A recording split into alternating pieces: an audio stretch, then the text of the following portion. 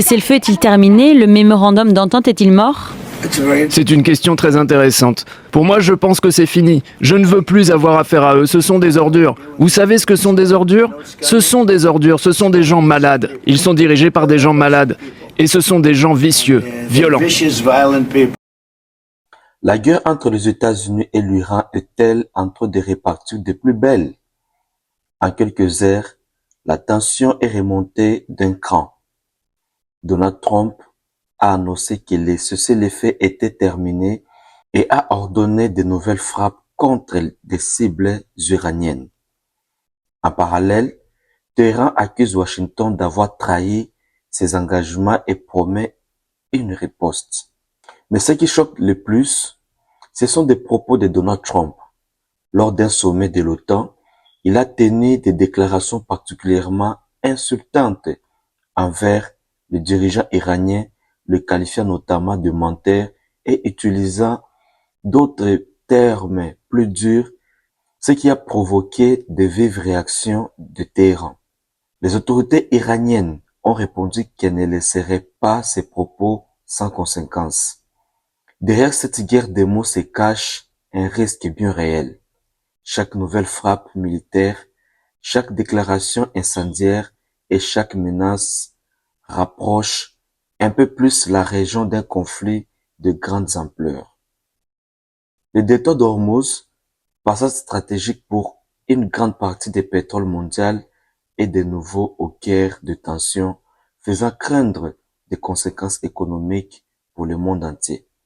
Merci de suivre cette analyse et on va se retrouver juste après. Merci. 14 morts et 78 blessés selon le ministère iranien de la Santé. Et puis ces dizaines d'installations sur des bases américaines frappées également en retour au Koweït et au Bahreïn. Donald Trump l'affirme, le cessez-le-feu est terminé. Il insulte au passage les dirigeants iraniens, on va l'entendre. De quoi alimenter sans doute la ligne dure en Iran, et ce dans un contexte où se sont donc déroulées cette semaine les funérailles de feu le guide suprême Ali Khamenei. On va donc écouter tout de suite Donald Trump. Le cessez-le-feu est-il terminé? Le mémorandum d'entente est-il mort? C'est une question très intéressante. Pour moi, je pense que c'est fini. Je ne veux plus avoir affaire à eux. Ce sont des ordures. Vous savez ce que sont des ordures? Ce sont des ordures. Ce sont des gens malades. Ils sont dirigés par des gens malades. Et ce sont des gens vicieux, violents. Bon, voilà donc pour ces insultes. Patricia, est-ce une reprise de la guerre? Non, on va dire on espère. Vous savez, dans ces moments de tensions extrêmes, effectivement, il peut y avoir un dérapage, une frappe tuant des Américains. Et là, effectivement, on ne peut pas savoir ce qui va se passer derrière. Mais pour l'instant, on n'est pas dans une reprise de la guerre au sens où on l'a connue dans un premier temps. On est dans une tension extrême avec des violations de cessez-le-feu, comme il se passe toujours dans le cadre d'un cessez-le-feu. Il faut voir qu'est-ce qui s'est passé. Il faut quand même reprendre un peu le factuel. Il y a eu 3 navires qui ont été attaqués par les Iraniens. Pourquoi? Parce qu'ils passaient par une zone, qui est la zone qui longe le détroit d'Ormuz, qui n'est pas la zone sur leur contrôle. Or, dans ce fameux protocole d'accord qui avait été signé, l'article 5 est sujet à toutes les lectures possibles. La lecture américaine, qui disait plus liberté totale de navigation, côté iranien, nous levons notre blocus et tout va bien. Côté iranien, lecture différente, nous ferons tout notre possible pour rétablir la circulation. Il y avait ces mots, cet adverbe en quelque sorte, qui est sujet à caution. Et là, ma foi, ça ne semble pas possible. Aux yeux des Iraniens, ça ne semble pas possible parce qu'ils veulent que ça passe par leur côté. Donc, ils attaquent, rétorsion et frappent. Ce qu'il y a de nouveau et ce qui nous interpelle plus, c'est qu'effectivement, les frappes américaines sont d'une violence supérieure aux autres frappes qui ont été faites depuis la cessation des hostilités. Ces frappes sont plus violentes, elles frappent des infrastructures, des ponts, etc.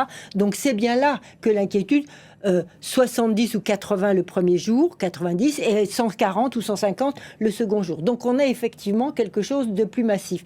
Mais je crois que pour l'instant, et on va en discuter, il y a ces frappes et les rétorsions et les ripostes iraniennes révèlent une chose, c'est qu'effectivement, le pouvoir en Iran, il y a des fractures, comme vous l'avez très justement dit.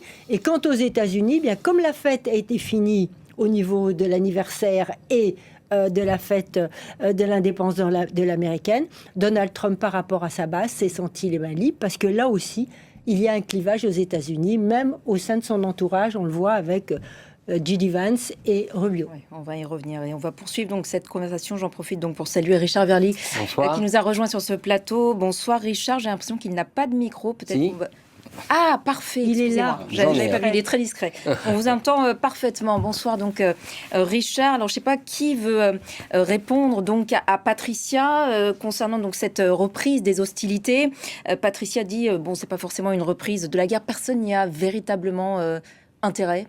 Personne ne veut reprendre la guerre comme on l'a connue, mais on est dans une phase où en fait on a signé ce protocole donc le 17 juin et en fait on a l'impression que les Américains ont pas choisi entre la guerre et la négociation. C'est-à-dire qu'ils n'ont pas digéré le fait que le détroit d'Ormuz, la situation n'est plus la même qu'avant le conflit. C'est-à-dire que pour les Iraniens, ils ont leur logique, ils se disent, voilà, nous maintenant, on peut contrôler, c'est un atout, et donc on va le faire payer cher aux Américains. Et donc on est dans une situation encore en entre-deux.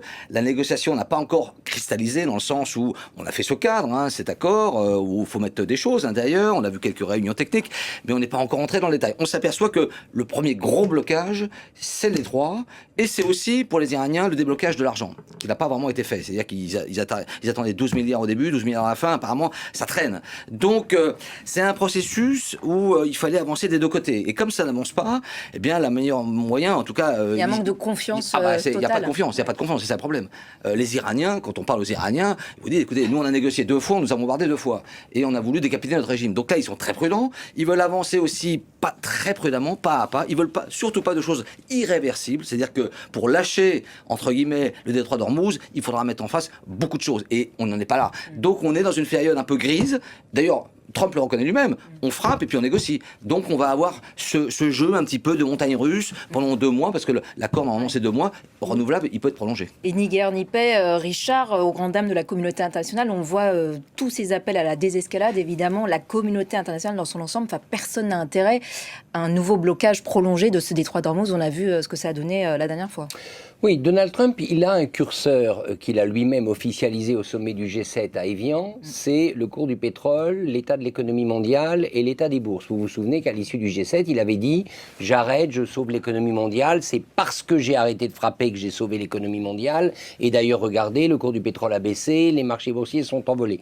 Il se trouve que comme les cours du pétrole avaient baissé jusqu'à 70, de facto, $70 le baril, ça lui a donné une marge de manœuvre parce que lui, entre 70 et 80 jusqu'à 80, c'est acceptable pour le pétrole américain et pour l'économie mondiale. Donc finalement, il est, j'allais dire, dans sa marge d'erreur. Et qu'il y ait une correction boursière, ça ne le préoccupe pas trop parce que les marchés boursiers ont nettement augmenté.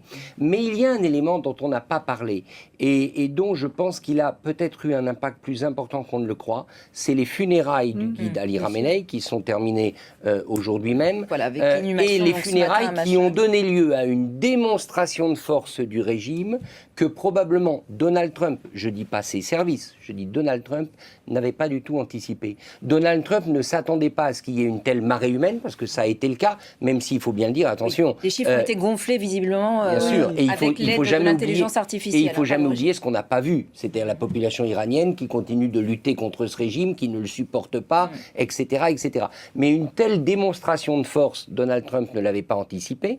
Donald Trump, rappelez-vous, il y a une semaine, qu'est-ce qu'il disait ? J'ai laissé faire les funérailles parce que nous sommes sympas. Nous, les Américains, nous sommes ça. Il l'a dit, nous sommes sympas. Donc il partait presque du principe que les Iraniens lui seraient redevables d'avoir laissé organiser les funérailles du guide suprême qu'il a lui-même tué. Ça nous paraît à nous éminemment naïf, mais il y a sûrement une part de vérité là-dedans. Et alors, là où la ligne a été franchie, c'est les photos de Trump et les slogans « Kill Trump oui. ». On va vous tuer. Avec aussi ces rumeurs, enfin en tout cas c'est les renseignements israéliens qui disent qu'effectivement il y a un plan iranien pour assassiner Donald Trump. Par ailleurs, mais n'oublions pas, juste pour Donald Trump, quand vous le provoquez, il réagit toujours de la même manière, c'est qu'il tape encore plus fort. C'est sa méthode dans tous les domaines. Et bien là, les Iraniens l'ont provoqué. Sur cette information donnée par les renseignements israéliens, vous êtes sceptique. Faut être prudent. C'est une stratégie de Netanyahou pour pousser les États-Unis à intervenir. Netanyahou, il est hors jeu, c'est-à-dire qu'au début, il a commencé la guerre main dans la main avec Trump, il finit, il est au bord de la route. Donc forcément, et il ne décide plus. Donc forcément, les Israéliens sont frustrés. Netanyahou est frustré parce qu'il y avait quand même une relation